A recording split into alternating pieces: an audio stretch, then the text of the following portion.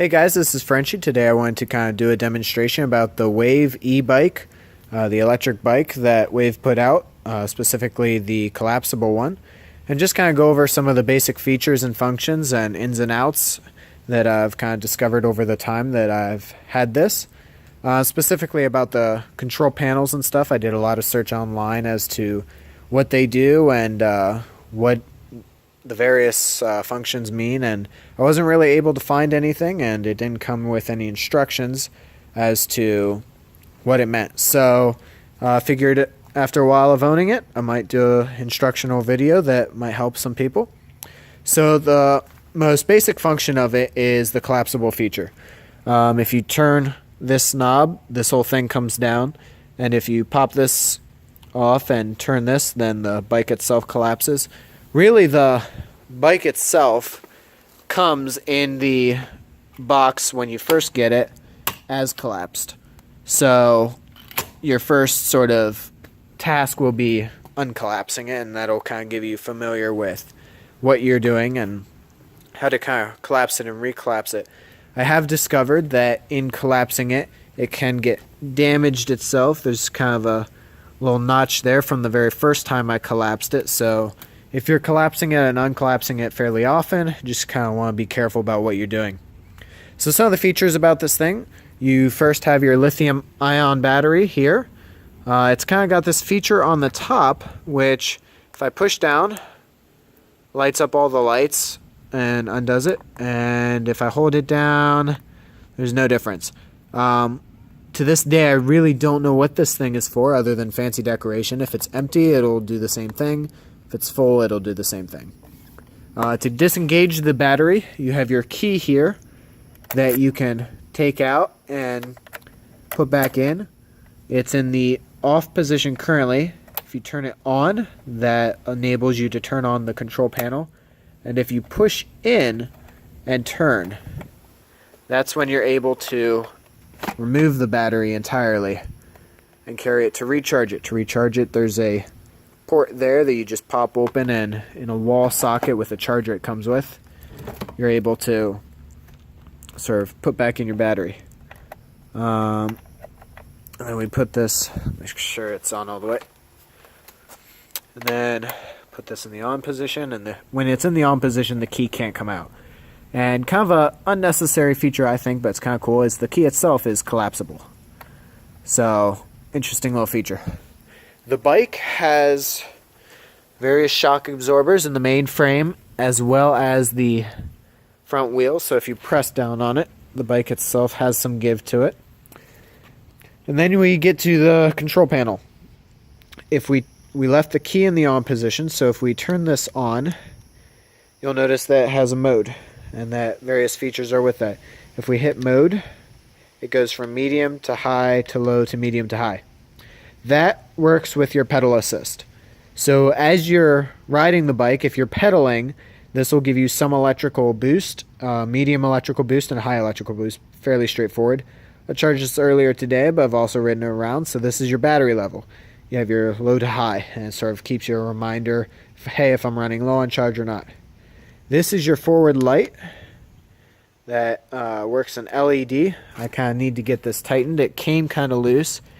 It also came with a hole in the tube for the front tire, so I had to get a new tube installed. So make sure that your bike is sort of fully functional before you ride it. The tires came flat, so I needed to get those inflated. So that's your control panel. To turn it off, you simply hold it down and then release, and it turns off. If it's on, your throttle for this specific model is over here. So this will sort of make your bike go forward. If you hold down, it'll go as fast as you can go. Here they did something really neat with the gear shift. So in order to lower the gear, you kind of push this knob forward, and you got to tighten that unless you want it to turn on you all the time. And that's how you lower your gears. To raise your gears, which is usually the most difficult part, you just kind of push this button and the gears rise. So one of the detriments, however, is the control panel. So long as it's on, you can't just pedal normally. you will always have pedal assist. So in order to just bike as if it were a regular bike, you need to turn the control panel off. The detriment with that is the wheels are fairly small, so your ratio of pedaling to speed is rather high because your wheels aren't turning as much. So when you turn the bike on, you can have pedal assist or just throttle. Once the throttle's on, here's your cruise control. If you flip this over while your throttle is all the way down, it'll keep it at whatever speed you're going. And while you're going, if you flip it the other way, back to the left, it doesn't stop the cruise control. It kind of holds it there. So this can turn on your cruise control, but it cannot turn off your cruise control. In order to turn off the cruise control, you will either flip the throttle all the way down, and that kind of disengages it, or just lightly tap the brakes. And the brakes are your standard hand brakes for both front and rear tires, and they're hooked up to the electrical system by this cord. Other than that, pretty straightforward. You have your wheel flaps there and up front to keep you from getting sprayed from water. That's really nice if you're riding through after a rain and you have some puddles in your way.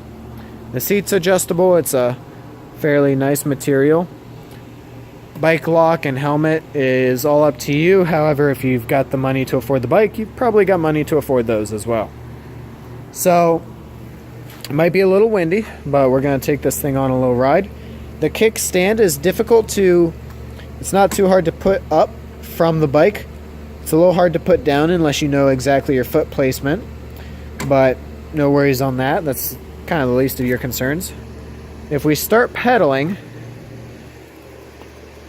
you should hear it engage. There goes the engine. And then if we put on the throttle here, we pick up speed. As you can tell, it goes rather fast.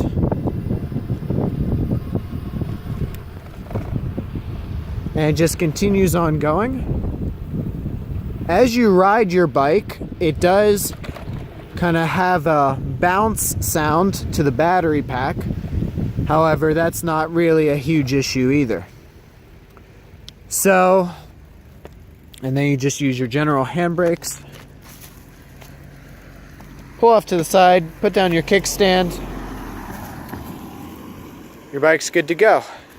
If you want to turn it off, hold that down. Goes off.